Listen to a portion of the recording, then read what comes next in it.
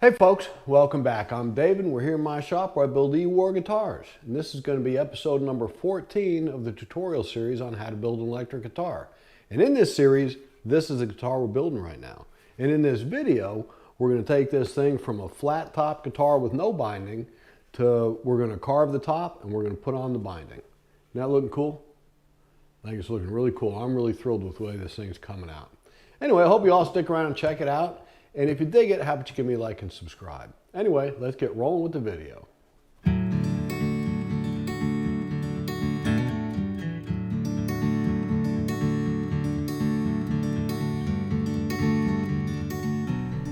Okay, so I have all of my templates cut out now. These are my body contouring templates, and they're going to guide me in cutting the rough shape onto the contours for the bell carve for the top of this guitar. Now it seems like an awful lot of work. I had to make 8 templates, and the truth of the matter is it took me about probably 2 hours to make them all. I was set up, I had all my equipment set up, and I just started going and making them one at a time. And it seems like a lot of work, but I intend to build this guitar many times. And you make these templates one time and you could reuse them for, you know, until they get wore out or something.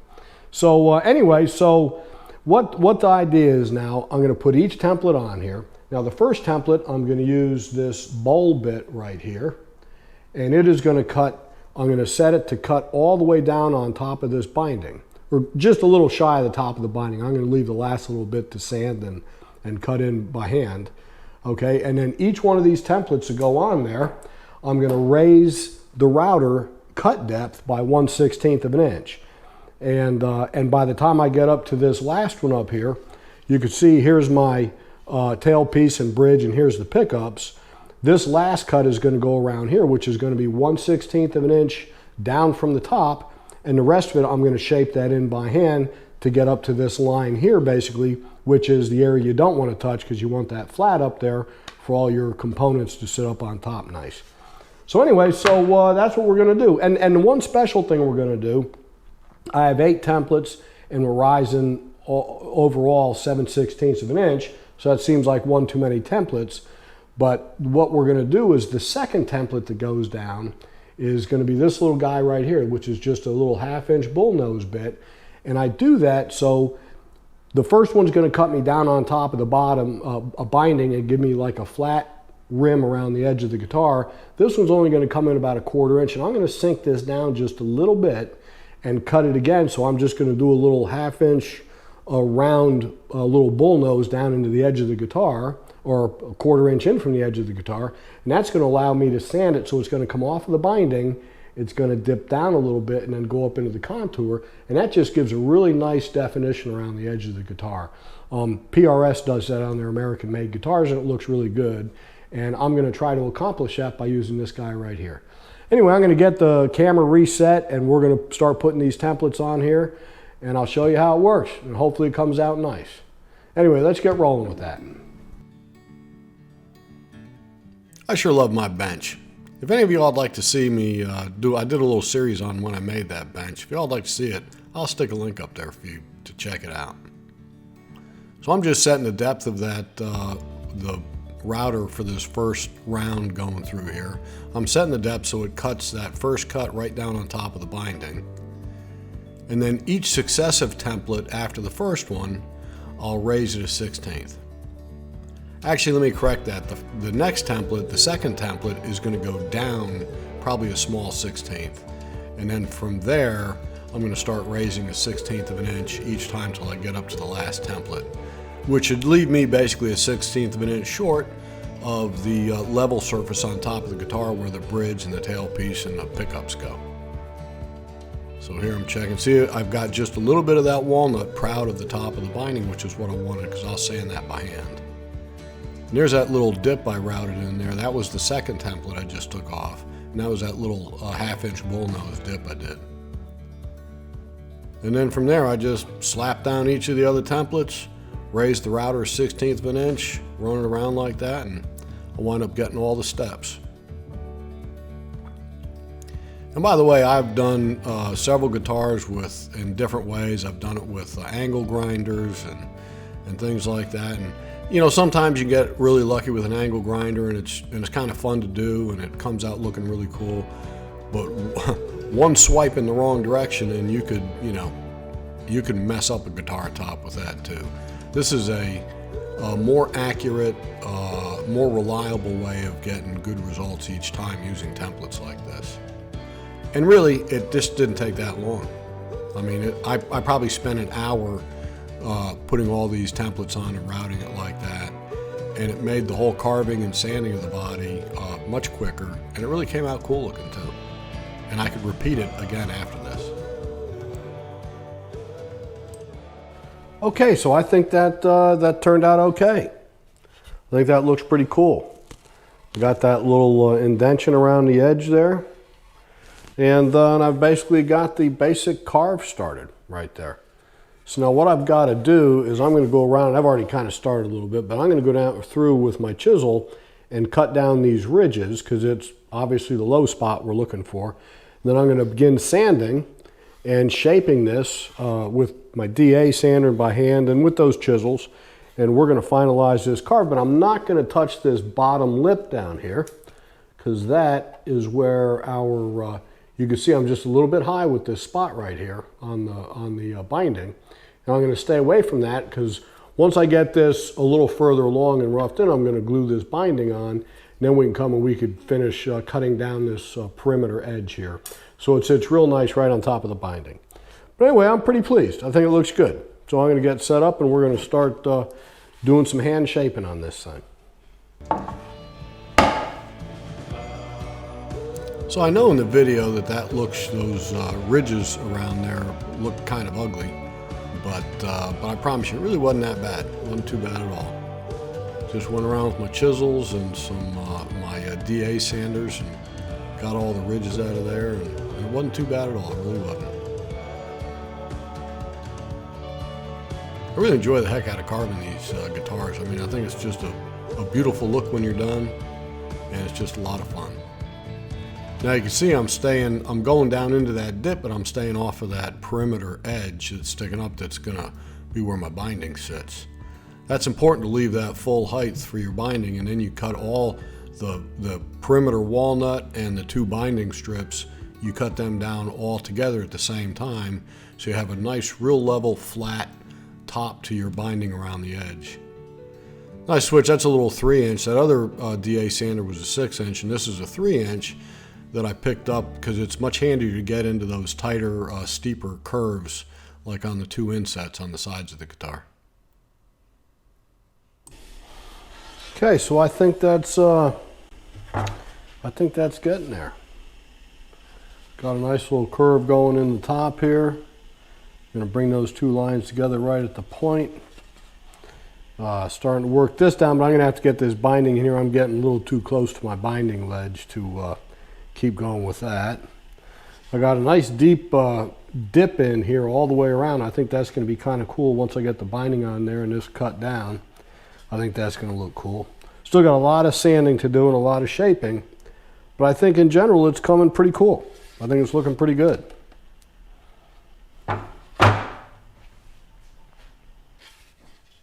Okay, so we've got this body roughed out and is partially sanded to its final deal here. We're getting close. But before I could finish this off and do all the rest of these parts, I want to install my binding. And so that's what we're going to work on now.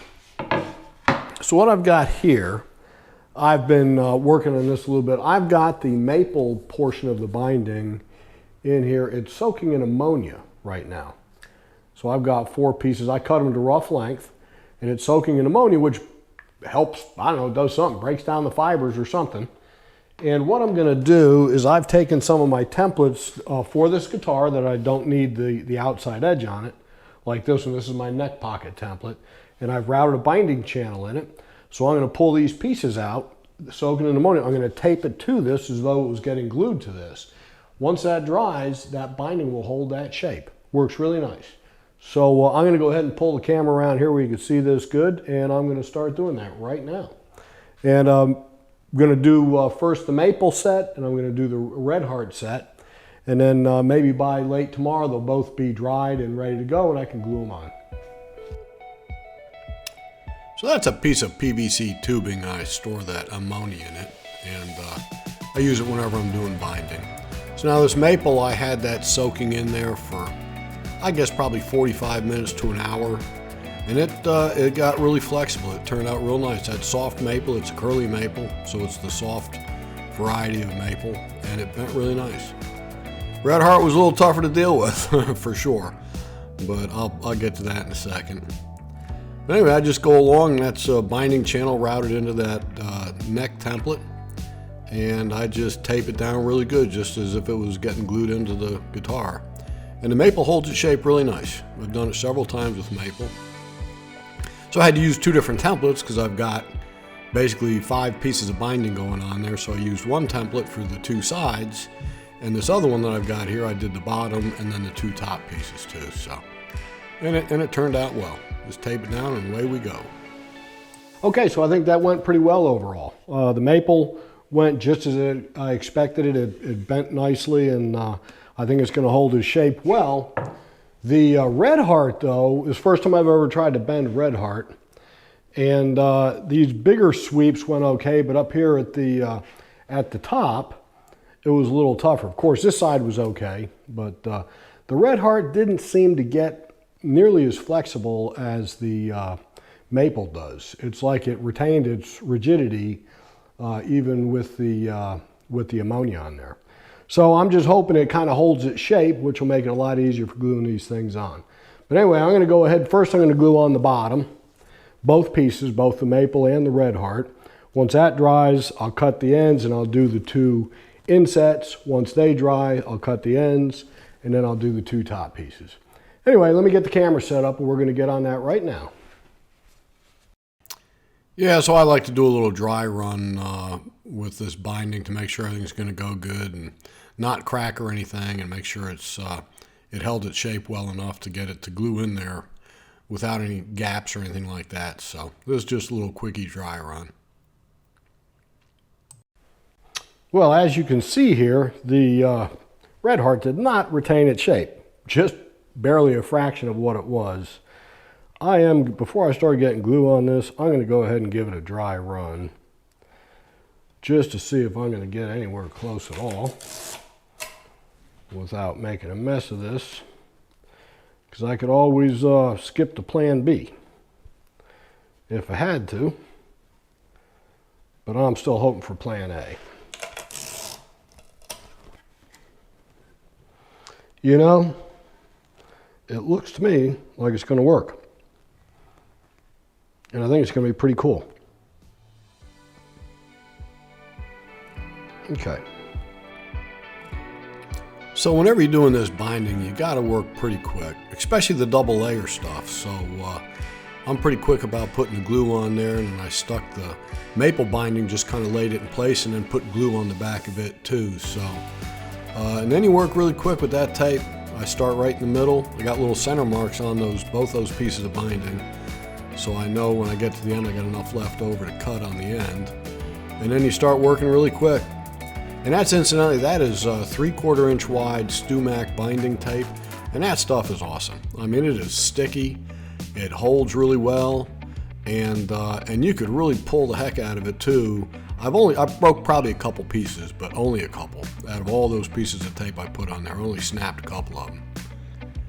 So I got those first couple pieces joined together and on there, and I'm just taking my chisel and kind of cleaning up the edge a little bit. And that's my little fret cleaning saw that I use. That joker sharp as could be, and it works really nice. I use it for these tiny little cuts like that, and of course I clean it up with my chisel.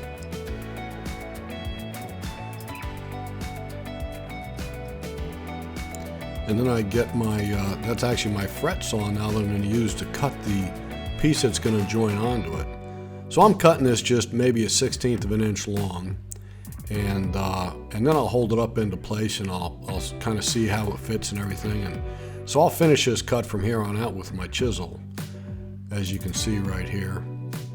And I just take a tiny little bit off at a time, super sharp chisel, and just shave it a little bit at a time. I shave it, check it, shave it again, check it again. I keep going back and forth like that till I get a good fit. Then of course in this case, since there's two bindings with the maple in place already, I'll then start checking the red heart, and I'll do the same thing with that as well.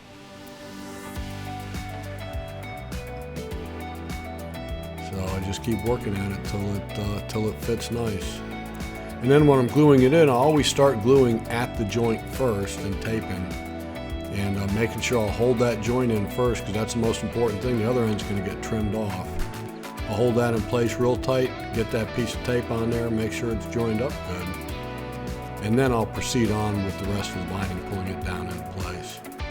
And I pull really tight down with my thumbs when I'm doing this. My thumbs are sore for a couple days after this. But you press it in really tight, stick the tape on there, and it comes out really nice. Okay, so I think our initial carve and our initial sanding came out really cool looking. I'm very pleased with the way the contours are shaping up. That's just the initial sanding on the top we did to get rid of the router marks and everything, and I'm really pleased with it. The next thing I want to get on to is I've got to do, more finesse the top and also get the binding right around the edge too. Now the binding, these two bindings I had, the red heart was just a tad narrower than the maple part of the binding. So what I'm going to do first is I'm going to go around, and I've started it right over here so far. I'm going to take my chisel and I'm going to pare this top of the maple down, and actually the walnut is up at the same height as the maple. So I'm going to pare both of those down till they meet the top of the red heart binding.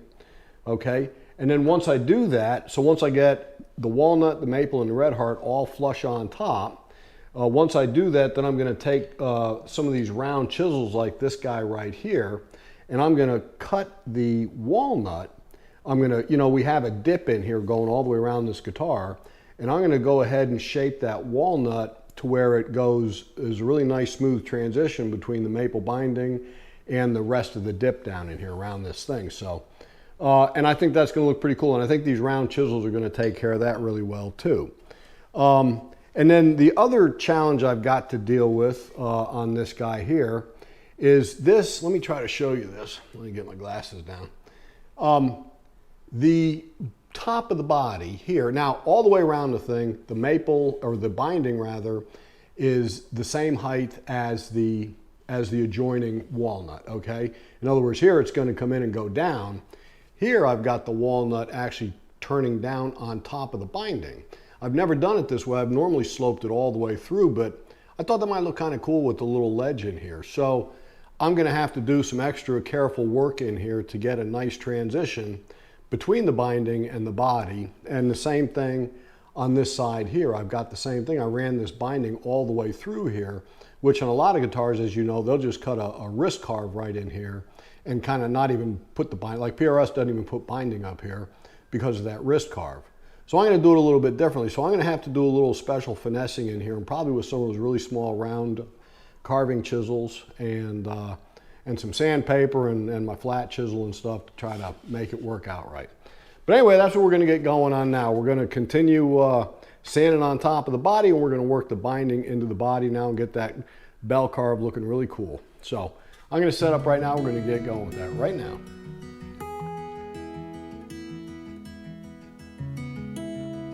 So this chisel work, I really enjoy it. I mean, I'm not a carving guy. I don't do a whole lot of hand carving or anything, but it's really nice, enjoyable work to do. I mean, you get a nice sharp chisel, and if you find the right direction to go on the grain and everything, it's just a real kind of a pleasant thing to do, and it comes out really super nice too.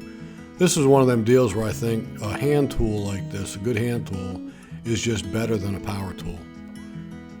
Just comes out really smooth, and I flattened it off real nice, and you're working it a little bit at a time so you could really tell what you're doing. You swipe a router across there, and if something wobbled or something was off a little bit, that's it. You're done. But with the chisels, you're working a tiny little bit at a time, and it's just, like I said, it's a cool, enjoyable thing to do.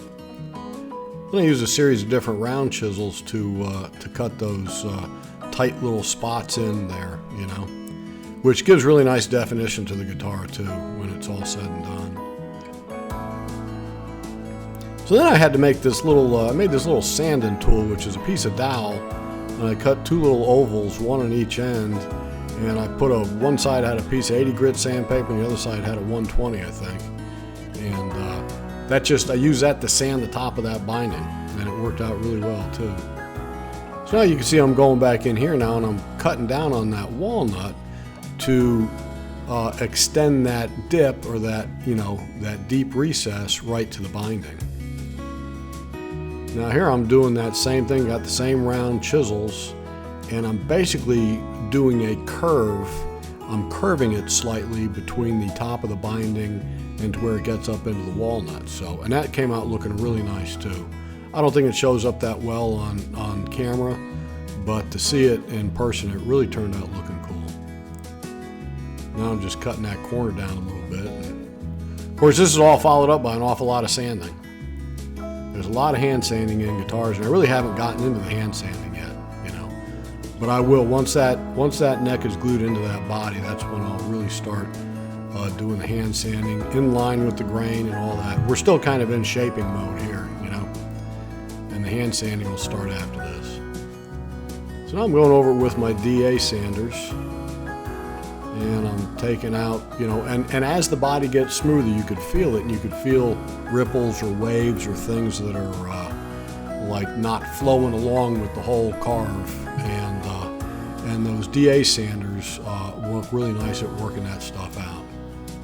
And I don't have them set in a really aggressive mode either, They're toned down a little bit. And I think that's probably 180 I have in those two sanders. So I use that smaller sander for the insets there. And then in conjunction with that, I've got a piece of do it by hand too. So once I've taken it as far as I feel like the DA sanders can do, then I take over by hand and trying to round over some of the sharp edges and everything, and just get it to all flow in really nice. This is a thing where you're doing just as much feeling as you are looking to get the final result that you're looking for. And I'm really super pleased with the final result of this guitar. Well, folks, I guess we better leave it there for now. I really enjoy doing this carving on these things. I mean, it's really cool. You get to see kind of the finished product slowly emerging from under your hands. It's really a cool thing. And I encourage you to give it a shot if you haven't done it before. Anyway, I really enjoyed doing this. I hope somebody got a little something out of it. And I hope you all come back next week, because we're going to do the back of this guitar. We're going to do the contours on the back, and we're going to get the neck glued into the body. Anyway, God bless you all. I hope you have a wonderful week, and we'll see you all on the next one.